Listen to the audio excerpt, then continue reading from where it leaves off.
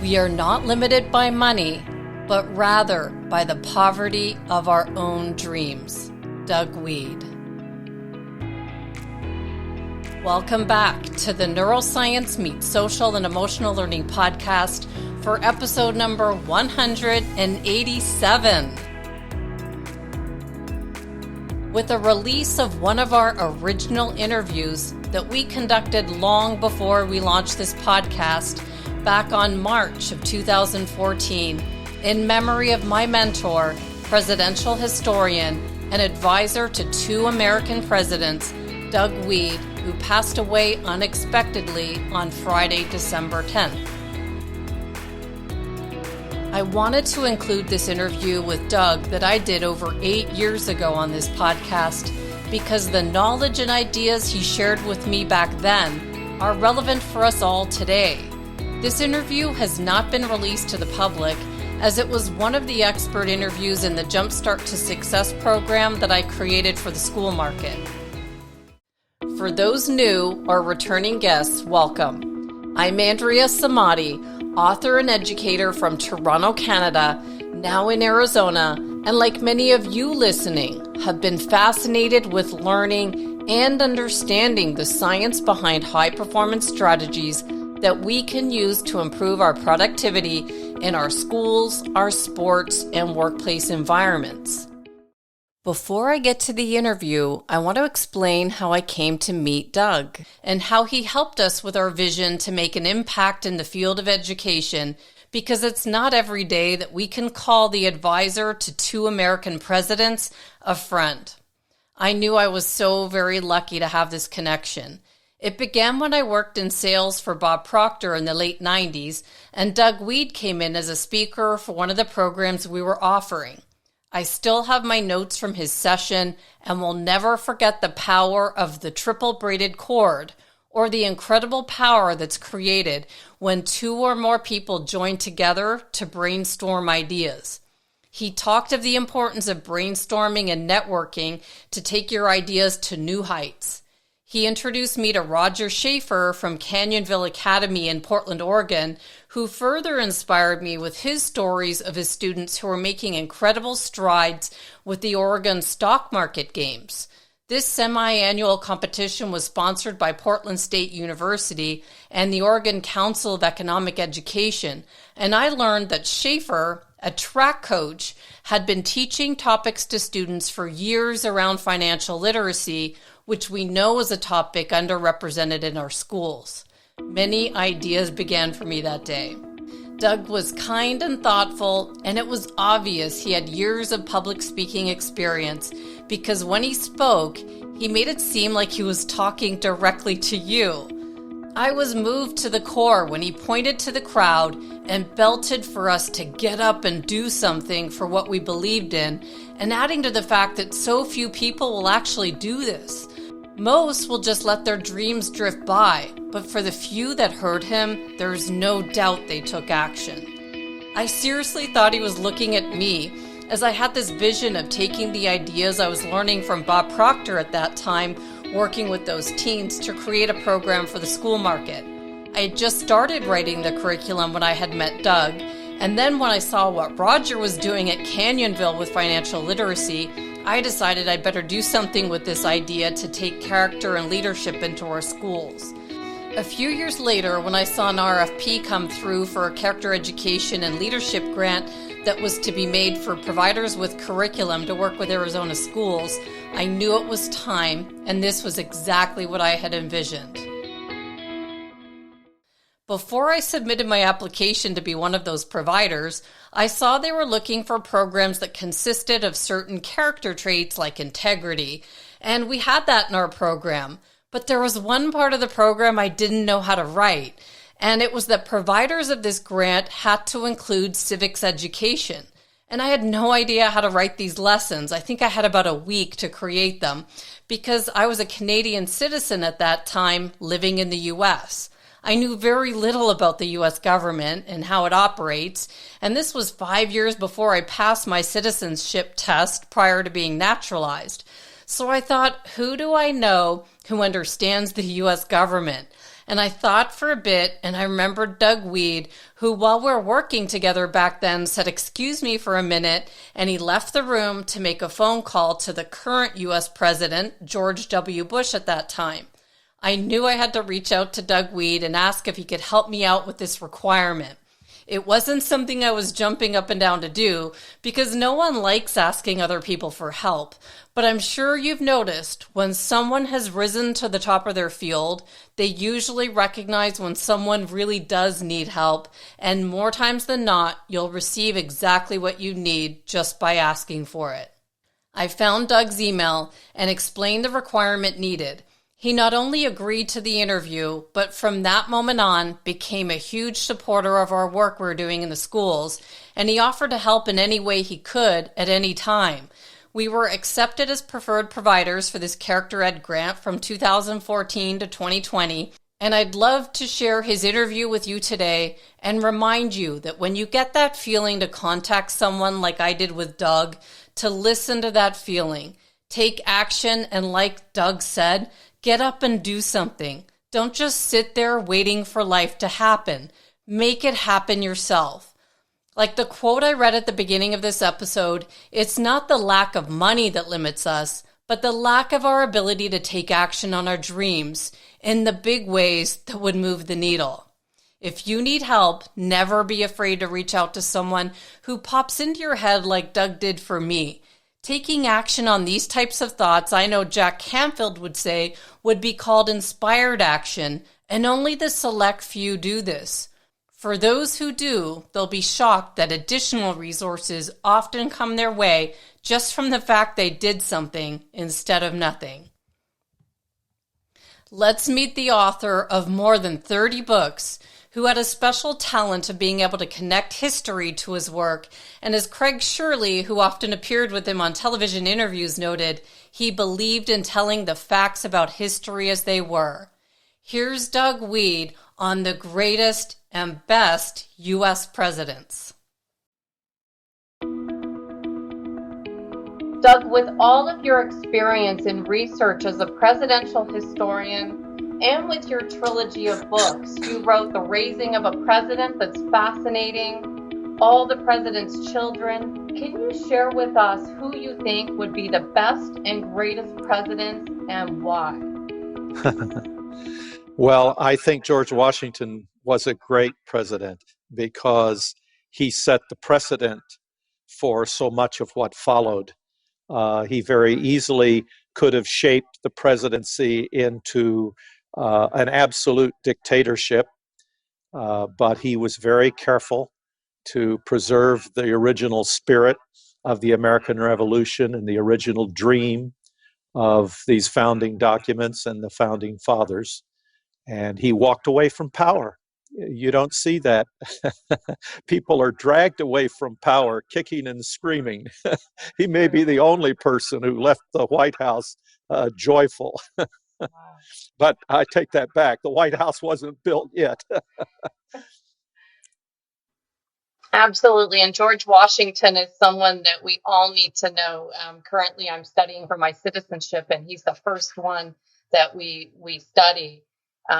And some of his attributes, would you say that he was a generous president? Yes, he was very generous in spirit and in heart. They're, the more you study these presidents, the more human they become. For example, George Washington had a romance with his neighbor's wife. He started corresponding with her again when he was leaving the presidency, when he was in New York.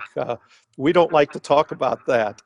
He wore wooden teeth, so he kept his mouth shut. A lot of the times when people thought he was so wise and so dignified, it had to do with him being self-conscious about his wooden teeth. He'd just keep his mouth shut and stand there with dignity.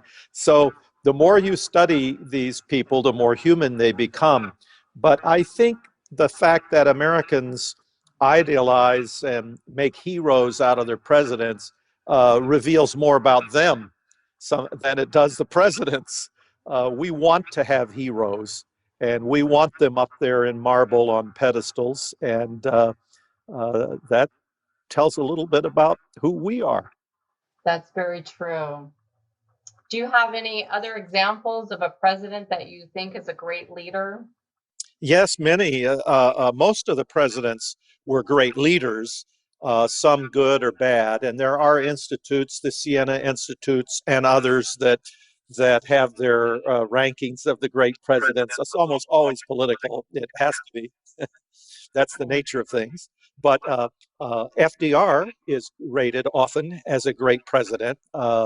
And Abraham Lincoln, of course, is a great president because he held the Union together. There are revisionist historians who are troubled by, for example, Lincoln's canceling of the writ of habeas corpus and other very hard decisions that he had to take to hold the Union together. And so you constantly have revisionists. Theodore Roosevelt is seen as a great president. But again, there are revisionists in history who say, well, Teddy Roosevelt started a war with Colombia, created a nation that never previously existed, Panama, so that we could build a canal and have our Navy on two oceans, the Pacific and the Atlantic, and move them back and forth quickly for our defense. Today, we're criticizing Russia because it is occupying the Crimea. And it's really much more complicated than that. The first capital of Russia was Kiev, which is the capital of the Ukraine. And Sevastopol, the great port in the Crimea, has been Russia's outlet to the Black Sea for many, many generations, as long as America's been a country. So the United States seized the Panamanian region, made a deal with 15 prominent oligarch families there, created a country that had never existed, Panama, so we could have our canal for defensive purposes, and nations continue to do that. But we call Theodore Roosevelt a great president. He was a great president. He's up there on Mount Rushmore. But these great presidents are also quite controversial. Theodore Roosevelt once said, every generation needs to taste a war, a good war.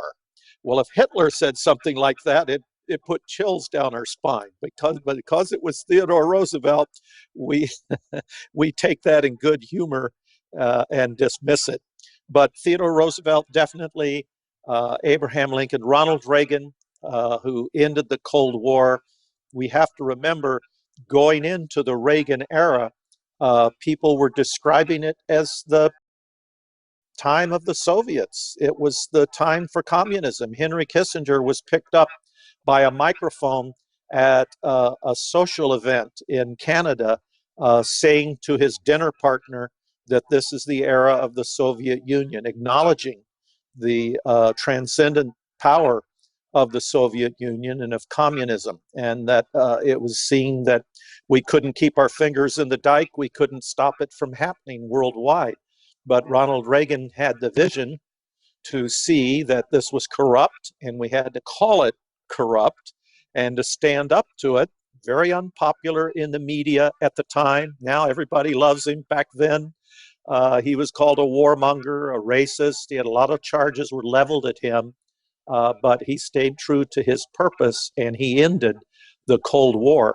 You could say Abraham Lincoln saved the nation, and you could say that Ronald Reagan saved the world by ending the Cold War and ending this threat of nuclear annihilation between the two superpowers. So those are a few of the great presidents. Well, that's wonderful. And when I was studying your website and I was having a look at some of the things that you had talked about, you talked about a formula for leadership that I thought was very powerful, and a mama's boy and an absent father. Can you give some examples of where you've seen that with some of the presidents? Yes, this was not something, Andrea, that I was looking for. This was something that forced itself on me. It's unavoidable. Most of the American presidents, in fact, most leaders in history tend to be mama's boys. and they usually have an absent father somewhere in the story.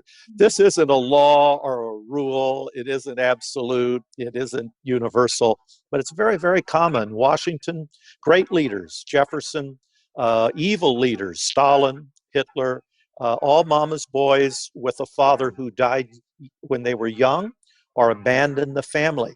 Barack Obama's father walked out on the family when he was 2 years old. Even the candidates that run, John McCain, his father was never home. George Herbert Walker Bush says, I was never there. Barbara raised him. And this is a very common experience. In fact, many of the American presidents are literally named after their mother. Ronald Wilson Reagan is named after his mother, Nellie Wilson.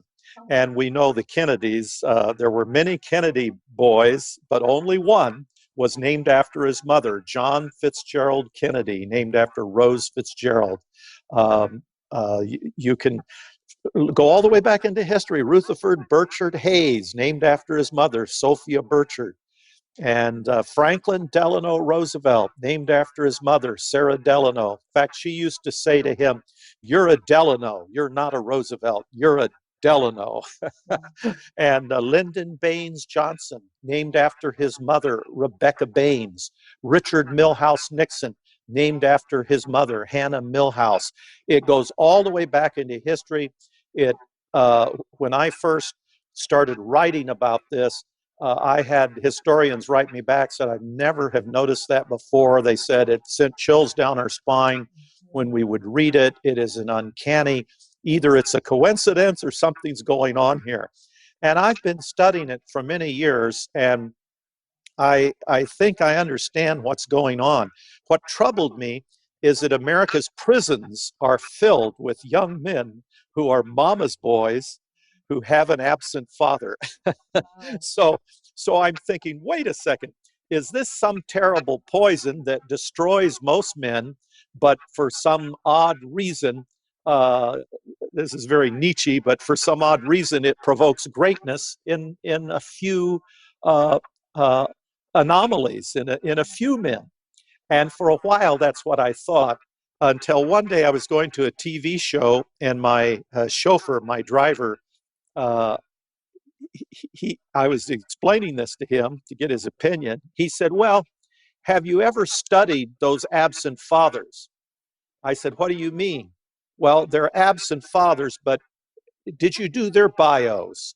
What did the son think of that absent father? And bingo, that was the difference. Many people whose lives end tragically have an absent father who they despise and who hurt them, and they are in anger.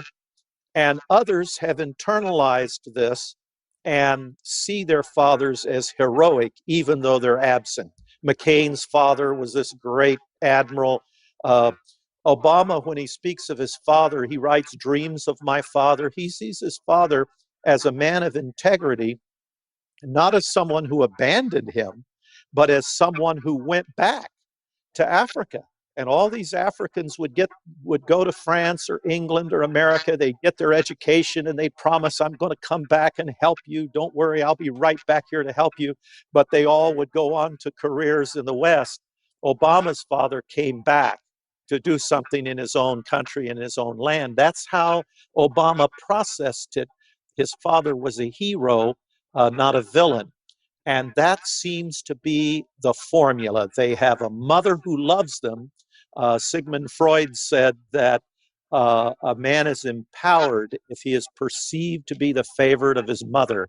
They have this sense of empowerment from the mother who loves them, and they have this sense of challenge to prove something to this absent father who they admire. It's a fascinating study. It really is. And I wonder, does it go both ways for women? Was there any study? And that's another question that I wanted to ask you about the likelihood of us ever seeing women in office. Well, I think we will see a woman president, and I think it could happen in 2016, could happen right away. But I believe we will see women elected to higher office. As far as understanding those dynamics, they don't automatically work in reverse, and it's going to take a lot of women leaders and women presidents before we can see a pattern like these patterns that we can see among the men. So I've thought about it. I've looked for patterns, but it's premature to know what's going on there in the relationship between a daughter and father and daughter and mother, and how they're challenged uh, to do great things with their lives. Wonderful. Well, if we could talk a little bit about President Obama and what you think, how is he doing as a great president? Well, the election of Barack Obama is so historic. It is such a unusual moment in American history. I mean, these founding fathers who wrote these noble words, all men are created equal, owned slaves. And now an African American is president. It's I was asked by Katie Couric during the inauguration time, the first time around, for a historical comparison. You can't find a historical comparison for this moment within presidential history. You have to go outside of presidential history to the landing of a man on the moon, or to Joan of Arc, or to some other event in history to compare with the significance of the election of Barack Obama as president. So just his election and his reelection is itself a tremendous moment in history, a great moment, and a linchpin, a turning moment in history. His actual presidency, as judged on itself, if it were purely judged on numbers, is really tough. You can't just blame it on your predecessor. Nixon, for example, he can say, well, Lyndon Johnson did the same thing, and Lyndon Johnson, but Richard Nixon is responsible for his presidency, the fact that he lost it politically and was forced to resign. He's responsible as president to anticipate that the public is changing, the attitude of the media is changing, that he could lose his presidency, and not blame it on a predecessor. You can't say that John Tyler was a great president because he worked to bring Texas into the Union. You have to say that James K. Polk brought Texas into the Union, even though his predecessor laid the groundwork. You have to give credit to Bill Clinton for balancing the budget, even though his predecessor, Ronald Reagan, ended the Cold War, which allowed for the peace dividend, a huge abundance of money available that was not previously available, that made it possible for a president to balance the budget. So you can't blame George W. Bush totally for the economic disaster of recent years under President Barack Obama. So if he's judged by unemployment rate and he's judged strictly by the numbers, the stimulus did not produce the jobs he said it would produce. By our own government records, his records, it produced none. The NSA, on the NSA watch, that could be very controversial in history, to have members of his own party say that they're being spied upon by the CIA. Those are those are going to be tough moments for historians to review and wonder about. And people of color and people of poverty are going to once more look for someone like Obama with humble origins and see if they can end the corruption, the economic corruption that has really paralyzed our economy and hurt our economy. Right now, you have corporate welfare, you have welfare of the poor, but you have great companies earning hundreds of millions of dollars off of the taxpayers' backs. And it's a tremendous strain on the economy. So the Obama presidency, great moment in history, his election. He has the political skills of a Ronald Reagan. He reminds me of Reagan because he does not become bitter over the attacks that he goes through and that he's experiencing. The actual numbers from unemployment and government numbers measuring the economy, for example, are not good, but it's not over. So we'll see what happens. Right, and history does reveal itself. That's what I've learned from you. Now, on a personal note, though, he's doing very well with, raising his children in the public eye. He's brought an orderliness and discipline to his lifestyle. How does that affect the public's view of Obama and anyone else that has also been in the public eye? Well, I think that Barack Obama and Michelle Obama are two of the best parents, presidential parents, that I've studied or seen. Most of these presidential parents are very indulgent. It's almost like they know they haven't been with their children like they should. And so, out of guilt, they want to make up for it now that they're president. And they give them anything they want and lavish opportunity and power on them. That's very, very common. Lincoln, Grant, and even into modern times. But you don't see Obama's girls in the newspapers. They're not getting drunk. They're not in trouble at school. The Obamas have brought the two things that that we've learned are important in parenting, and that is love and structure. They've brought some discipline, which is very hard to do when you're in the White House because you're very, very busy. But they've been tremendous parents, and they have learned from the mistakes of many of their predecessors through history. And I think that Malia and Sasha are going to have a good life because of the structure that their parents have brought to them and the love. When I say the love, when the president says we're going to go to Chicago, he keeps his promise for the kids. And he's allowed them to experience history. He took them to Moscow with him. He's got a good balance between keeping them in school with everybody else and yet a perspective that this is not a normal situation. You're coming with me to South Africa and you're going to meet Mandela. So I really admire them as parents. They're great parents. And I know that you've also had relationships with, like President Ford has been in your home. What was he like as a person, and not just as a president? Well, I tell you, it's very interesting. I have this theory about presidential candidates that I call dumb and duller, and that is most Republican presidents throughout history, the public perceives them as dumb. Abraham Lincoln was referred to by one of his cabinet members to his wife in letters as our dear imbecile.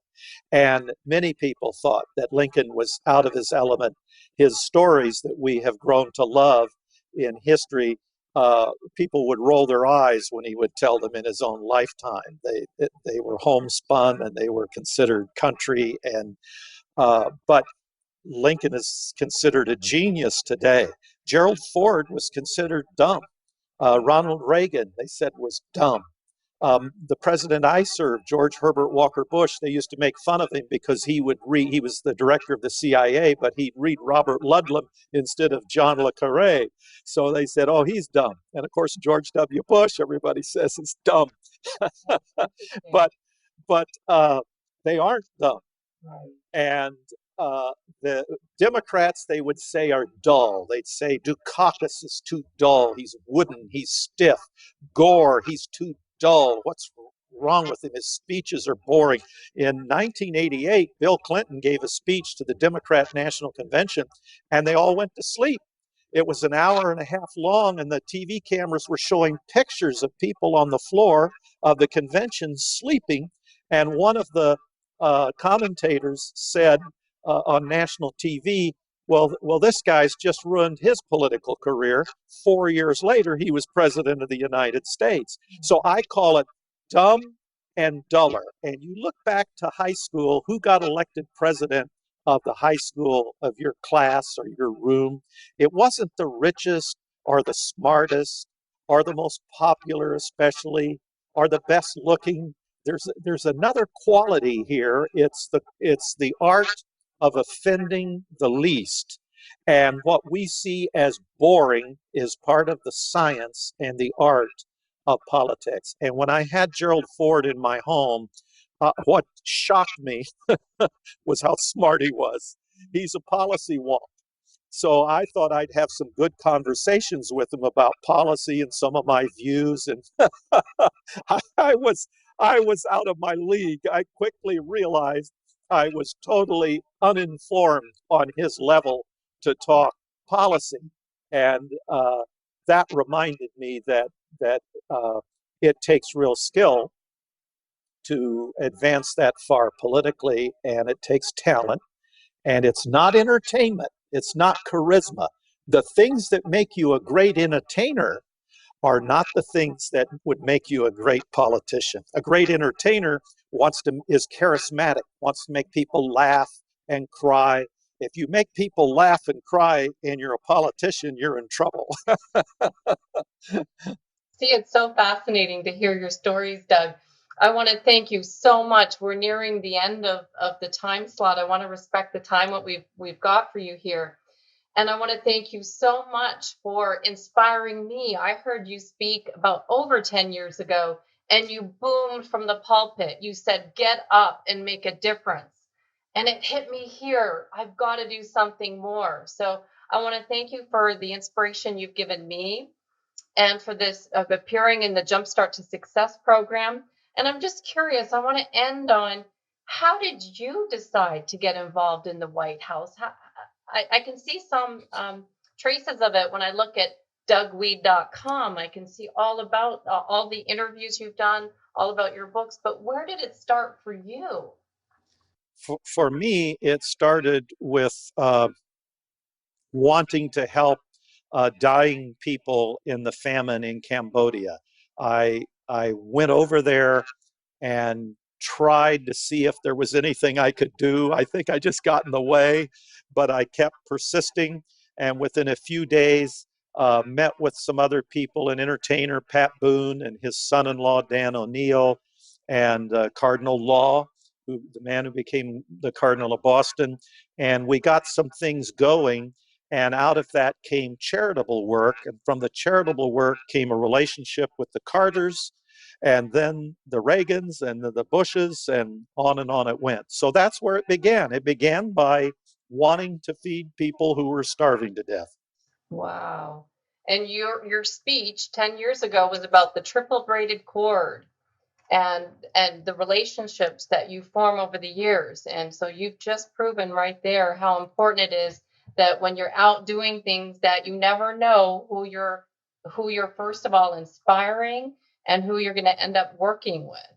That's very true. Congratulations on what you're doing. This is a great program. Thank you so much, Doug. Well, I'll keep you posted. And if anyone wants to learn more about Doug Wead, DougWead.com.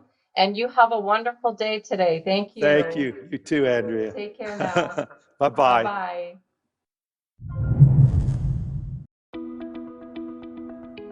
What a man. Doug had an incredible career working in the White House, inspiring many around the world, and it all began with his vision to feed people who were starving to death in Cambodia. In 1970, he co-founded the Charity Awards and was a part of founding Mercy Corps, who has distributed $2 billion of food and medicine around the world. And my hope is that he has inspired you in some way to take action with your goals, whatever they might be. With that, we say goodbye to an incredible man. And I've got to say, this is one connection. I am so grateful that I wasn't too afraid to reach out to him for help.